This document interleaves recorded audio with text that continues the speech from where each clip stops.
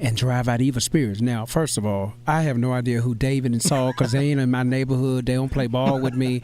I don't know what she's talking about, but I felt the weight and the gravity of ministry as early as 8, because I had to live up to that. Around about 12, Orlando Draper, who was a choir master in Memphis, Tennessee, he had Orlando Draper and Associates, heard me singing a talent show and began to really mentor me. And he kept saying the same thing. He said, I'm shaping you and I'm molding you for something that's going to be greater and bigger than you. One day you're going to be a national recording artist singing all over the world. I was a drummer. Playing in my church choir. I was a drummer. Every once in a while background, but I never saw myself coming from the background mic to the lead mic. So he really got it started. Then Byron Cage really spoke into me, and I was doing praise and worship for him, as a matter of fact. And he spoke and said, Pugh, you're comfortable. It's time for you to do the solo thing. I was like, huh? He's like, it's time for you to lead. I sang background for him for 8-10 years. And he was like, it's just time. So I guess I kind of always knew that I had the weight and the gravity and the responsibility, but I ran from it. I was like, until he come find me, I'm not going and run after it. I was like Moses. Moses was like, no, why do y'all want to use me? I can't even talk right. Exactly. So I made every excuse that it was to make, and then finally the doors started opening, and I had to just acknowledge it. It may have been around about the age of 20 that I really embraced the whole ministry of music and being an artist and all of that. So it took me years. And what I find to be interesting is, I'm sure you were humble in your earlier days, because your humility now is just crazy, because you never make it about you. Right. You always make it about other people. Exactly. And I think that's special, especially in an inspirational era that we're in. Yes, absolutely. Now, talking about some controversies, you can, you don't have to Sure. comment on these things.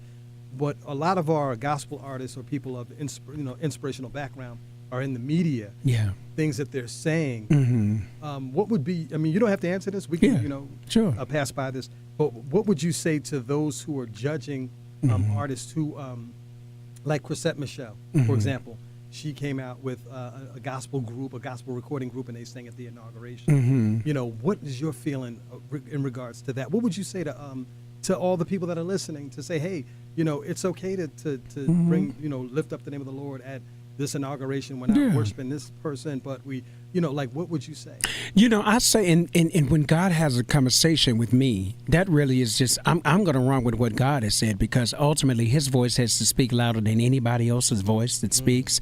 And then I will say this to people that get that calling. You see Travis Green, he agreed to do it, and God used that mightily. People who had never heard intentional and things like it made a way. They were not a part of the ecclesia, but because they heard him and saw this little kid up there with that guitar, and the message that he was conveying is what resonated. I will also say that the Bible says to us that we have to condescend to men of lower estates. It also says that we have to become all things to all men, that we may what? Win them. So to me, if you got light and you know that the people are in darkness, light shines better in darkness. So what's wrong with you taking your gift over there? It's like when people cross over. If you're taking the cross over and you're not compromising the gospel, then I say, hey, may the force be with you.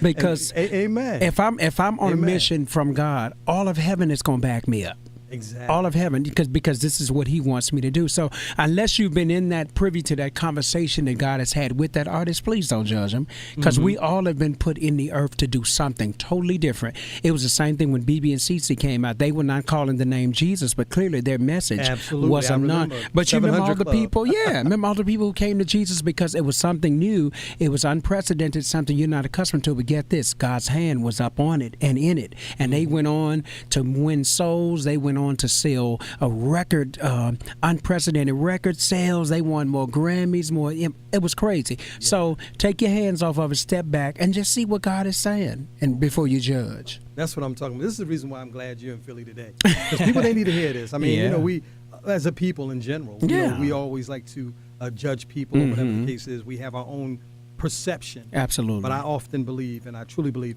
perception often leads to correction. Come on now. Thanks for correcting that situation. Come on, Doc. And I hope that everybody's continued to be inspired. Yeah. All right, so we're about to wrap up, because I know you got to go. Plus, we're going to be taking some photos, yes, some sir. YouTube stuff, all that. All of that. But is there anything that you want to say to up-and-coming artists that are trying to get into the gospel music industry? Absolutely. I'll say to you, keep going, invest in your craft.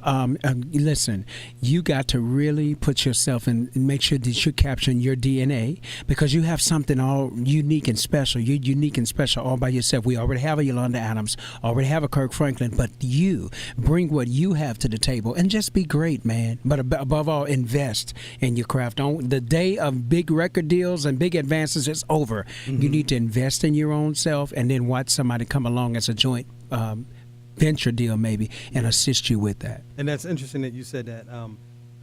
There's an artist, he's not considered a gospel rapper at all, but his name is Chance the Rapper. Yes. He was just on the Grammys. On the Grammys. And you see how he did something totally different. Yeah. And he was giving God praise. Yes. I thought that was really no label, unique. no anything. No record label, never been signed, and he's just doing his own thing. Free music. That's where it is. So we got to keep telling all the artists to do what? Hey, stick with your craft. Stick with your vision, your plan, your purpose, and investment. I'm telling you, you got to sow into the ground yourself. All right. Now, you know what? I got to ask you this because people want to know. Like, we already know where your inspiration comes from. It comes from God. Well, what other artists do you admire? Absolutely admire. He's deceased now, but Daryl Coley and Vanessa Bell, John P. Key, they really are the reason I'm singing gospel music. Not only their vocal prose, but I mean their lives. The fact that they would take time to empower, encourage, and edify the up and coming generation of artists. And embracing folks, just like you embrace the folks in Philadelphia. Every time they come around, knowing you got a tight schedule.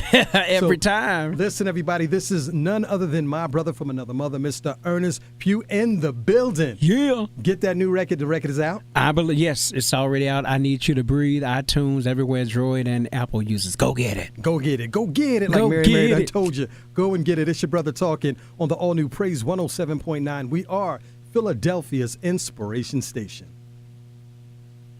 All right. What's up? Now this is the outtake. Dopeness, baby. Earnest Pugh Live. Facebook Live. Let me see. How do I stop this? Right here? No, down. Down here? Yeah.